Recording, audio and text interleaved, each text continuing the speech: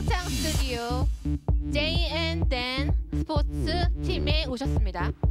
Live from 평창 eSports Center with Jay and Dan.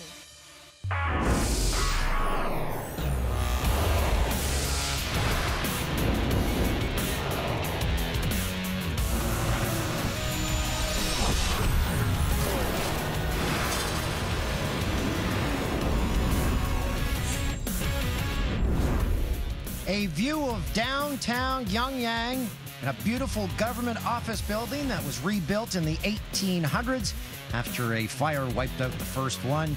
Lots of interesting things to see here in Pyeongchang, site of the Olympics. Hi, it's Jay and Dan. We're still here. Yeah, we had a couple of days off, rested, relaxed, re-energized, and ready to go for week 2 of the 2018 Winter Olympics. As you can see, another beautiful day behind us here in Gangneung, the Olympic Park right behind us. And Dan, I have to say, we got to see some amazing sports over the last couple of days, including Canada's men's hockey team in action twice. That's right. Got to go see Canada play Korea, and it was an atmosphere I hadn't witnessed before. Whenever the Korean players would touch the puck and go anywhere with it, the place would go crazy.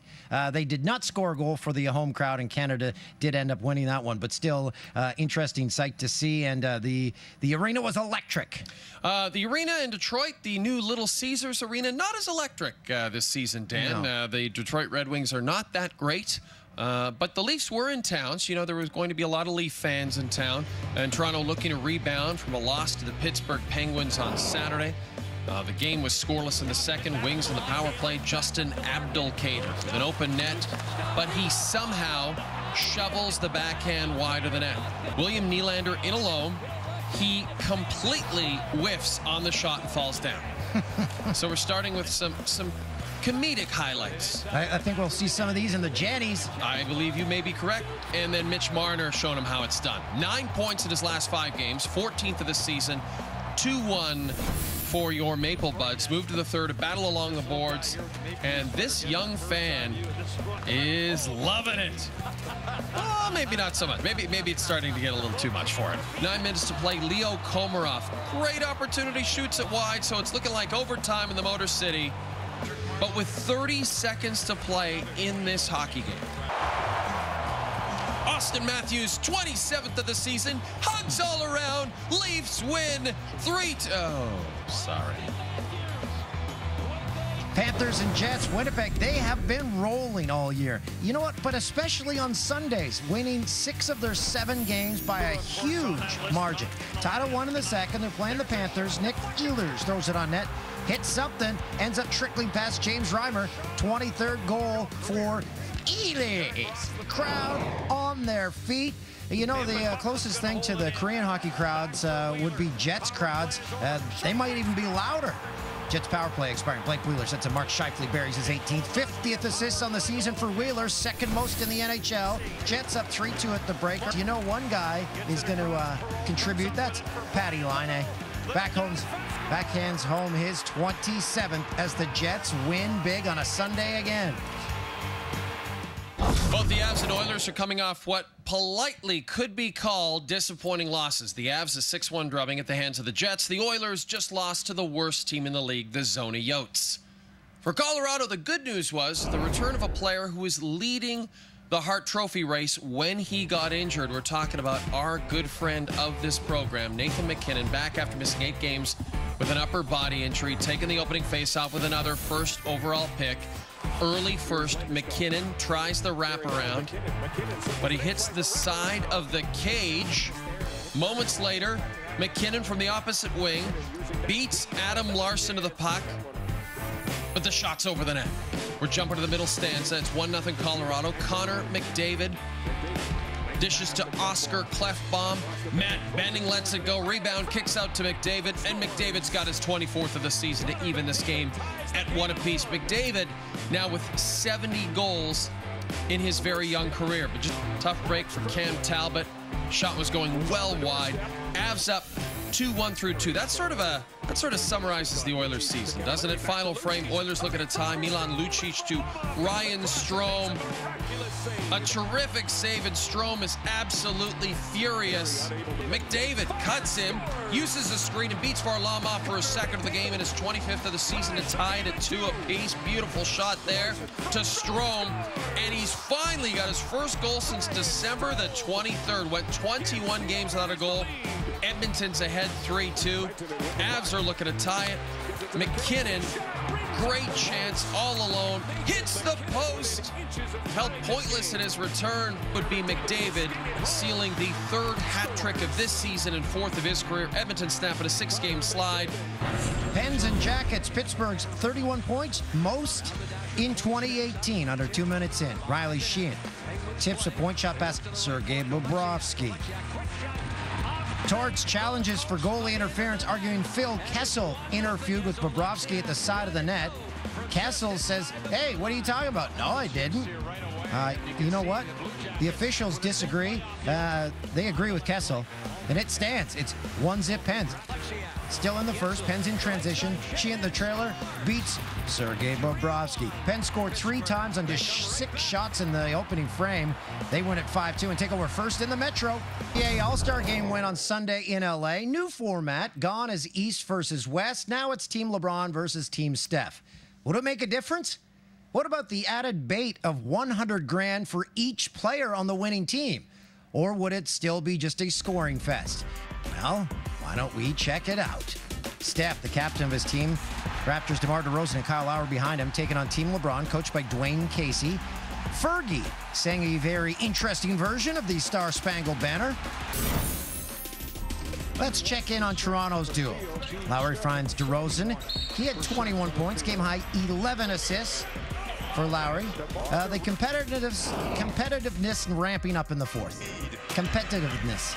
1-point game, great passing by LeBron's team. James gives his squad the lead. LeBron finished with a game-high 29 points. Under 10 seconds to go. Steph's team, down 3. Yeah, that's a rarity. A defensive stop seals it. LeBron's team was down most of the way, but comes back for the win. Casey gets the victory over his 2 Raptor All-Stars, and James gets his 3rd All-Star MVP.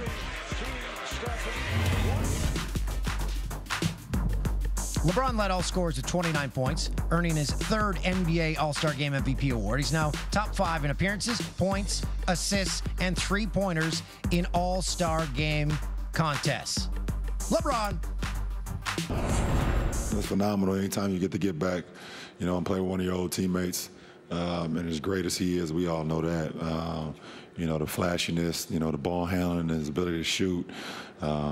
It's just great to get back on the floor with him. And this is one of the moments that I'm gonna forever live with. Being able to be a part of this, being able to come where I come from and come out here and be a starter for the All-Star Game in my hometown. It definitely was a dream come true. 20 years ago, Dale Earnhardt Sr. finally won Daytona, driving the number 3 car for Richard Childress. Sunday, Childress's grandson, Austin Dillon, was driving the number 3 car, and once again looking to make history at the Great American Race, the 60th running of the Daytona 500, kicking off the Monster Energy NASCAR Cup season. Peyton Manning driving the pace car. Danica Patrick made her Monster Energy NASCAR Series debut Daytona 2012, suiting up for her final NASCAR race.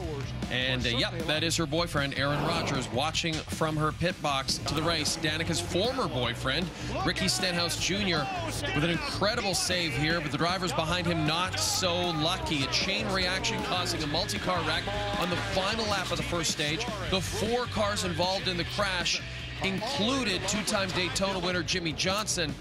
Their races are obviously done. Kurt Busch escaped to take stage 1. Stage 2, 98 laps to go. Ryan Blaney blocking Chase Elliott. Brad Keselowski hits his rear bumper. Elliott, a hard hit, led to another wreck. This one knocked out Elliott and Keselowski, among others, including Danica Patrick. So her NASCAR career ends with the wreck. 7 top 10 finishes, no wins for her. Blaney second at Daytona last year, leading for 18 laps, aggressive with 2 laps to go. Another wreck. Turns around last year's winner, Kurt Busch. So this year's Daytona needed overtime. A 2-lap shootout. To settle the winner, Austin Dillon making his move on the final lap, bumping Eric Almirola to take over the lead. Dillon driving Dale Earnhardt Sr.'s old number 3, winning his first Daytona 500, 20 years after Earnhardt's only Daytona victory, which a 7-year-old Dillon helped him celebrate on Victory Road back in 1998. Still ahead, our adventures in South Korea continue. We defy single-digit temperatures and head out to the beach.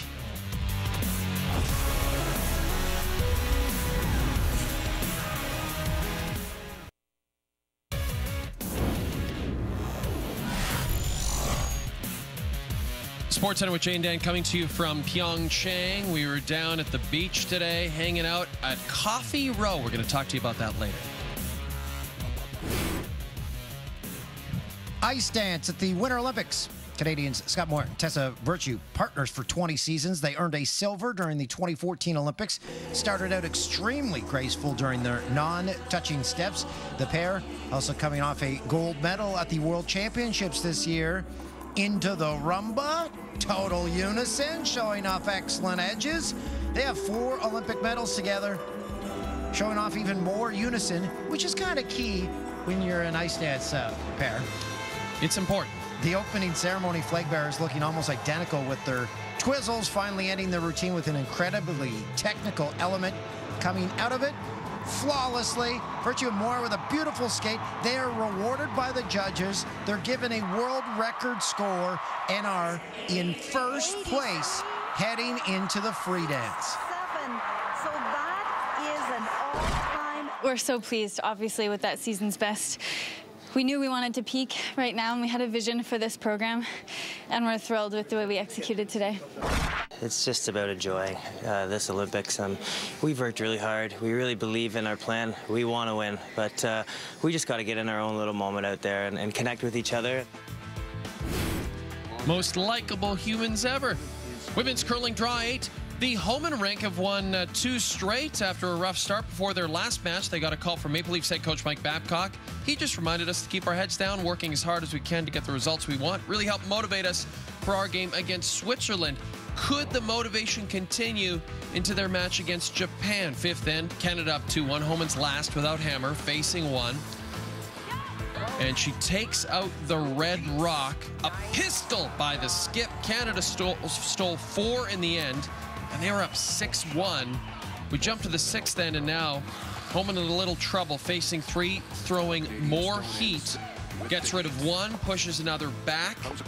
It's a beautiful effort, and it forced Japan to just 2, so the lead is only cut to 6-3, still in favor of Canada. We know her hits are on. 7th end, a chance to draw for 2, and Rachel's rolling now. Canada puts 2 on the board. That was it. Canada wins their 3rd straight at the Olympics. 8-3 the final over Japan. When it comes to women's Olympic hockey, aside from one little blip in 2006 when it was a Canada-Sweden final, it's been Canada-USA every single Olympic. So no reason to expect anything different this year in South Korea. U.S. women facing Finland in the quarterfinals on day 11 of the games. The winner heading to the gold medal game for a likely rematch with Canada on Wednesday. They add another in the 3rd, and they advance to the gold medal game, beating Finland 5-0. For Canada's men's hockey team, a win over the host nation on day 9 would send them directly to the quarters, skipping the qualification round. But no Ben Scrivens in net. I think that's Scrivens in net for Canada in this one. He was last seen partying with some derelict hanger-on at Canada House. Canada clinches a direct bye to the quarterfinals with a 4-0 win. And a nice moment at the end as the Korean players saluting their fans. So the men's hockey bracket is set. Canada will face the winner of a qualification game between Finland and the Republic of Korea. That'll take place on Wednesday. Win for Canada in the quarters could set up a possible semifinal matchup against Group C winners Sweden. Here's your primetime schedule for Monday. On Sportsnet at 7 Eastern, Canada against Japan in men's curling. TSN has the Ice Dance free program at 8 Eastern. That is going to be absolutely massive. 8:30 on the CBC Women's Halfpipe Final. On Sportsnet at 10 p.m. Men's hockey playoff. It'll be the United States and Slovakia. Which one of those are you going to see? I'd love to go to the ice dance if I get a chance. Tessa and Scott are good friends of ours. They probably want us to sit in their spectators box just right next to the ice. So we'll see if we're there. I think it's probably not going to happen. We'll be back.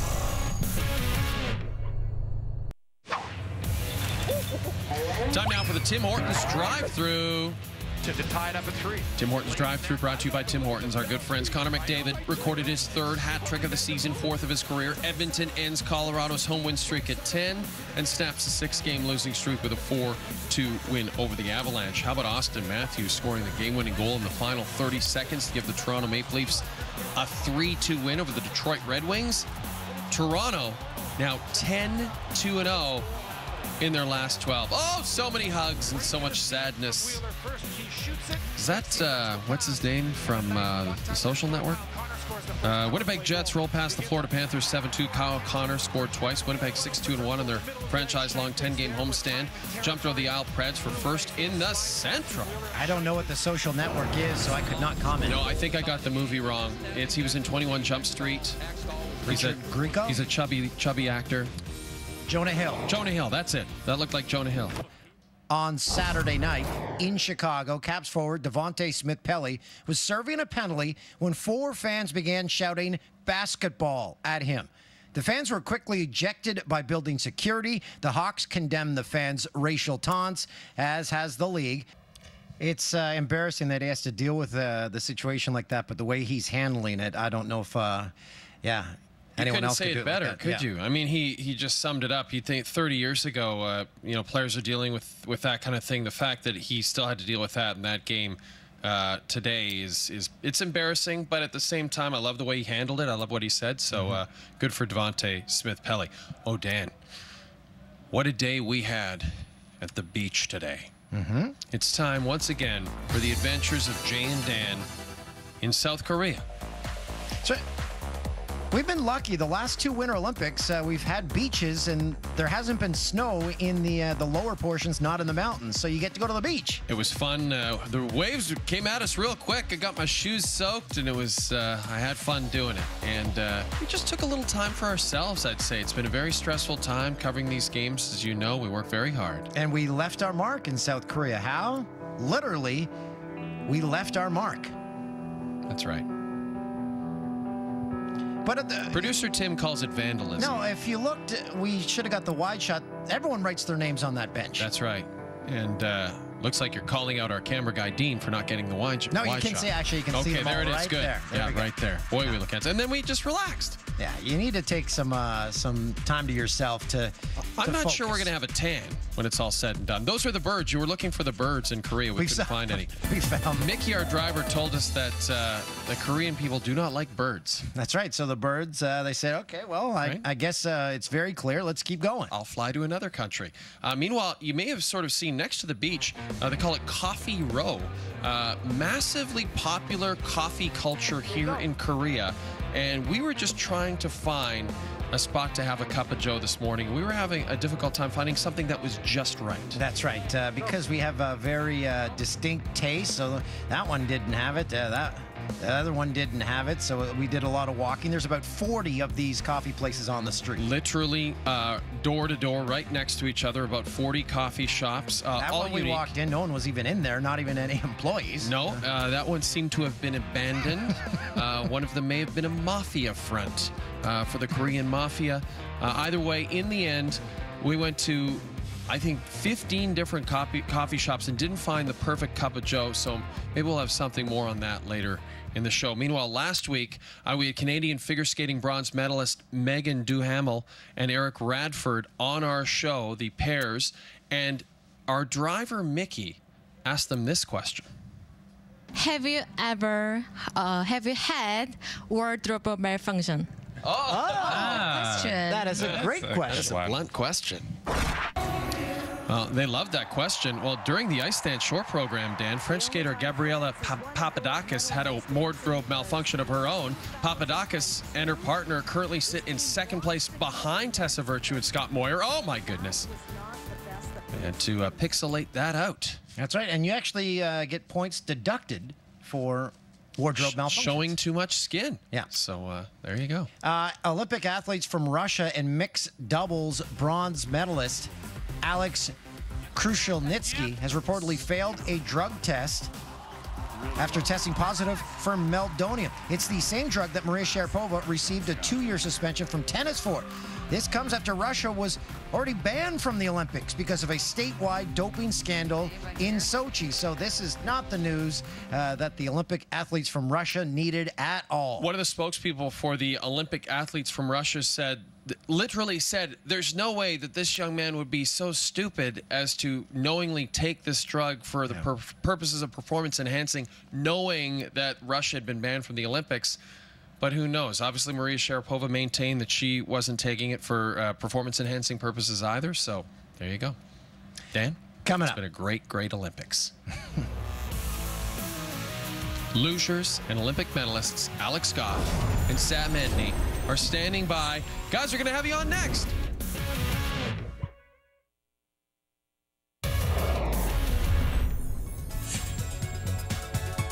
And now, what the Korean are you eating?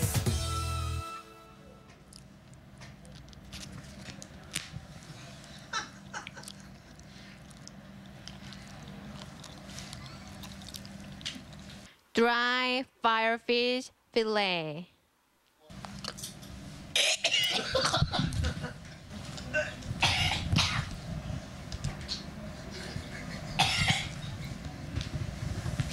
Call an ambulance. Daily fix of the Jannies. It's the best and the worst from Sunday. Coming up.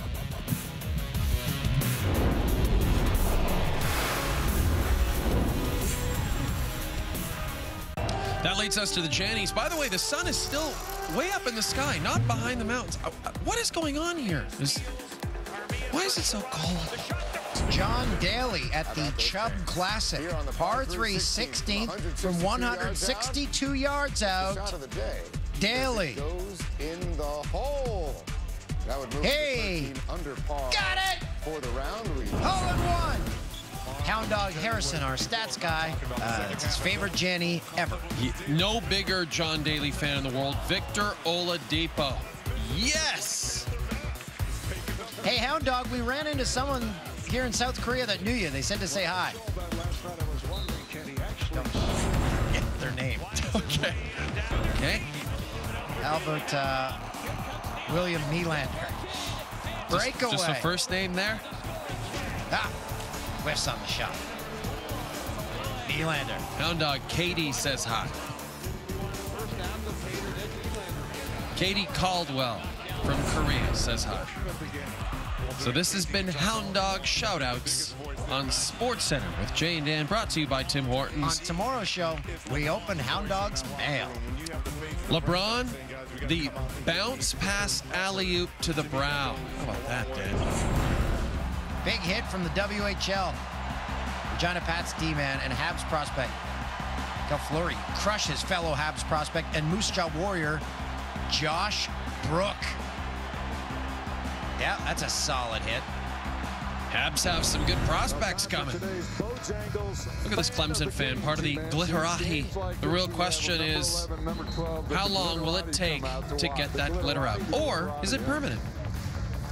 Our producer, Alex Farmer. Did we mention that Katie Caldwell wanted to say hi to the Hound Dog? We'll be back from Pyeongchang after this.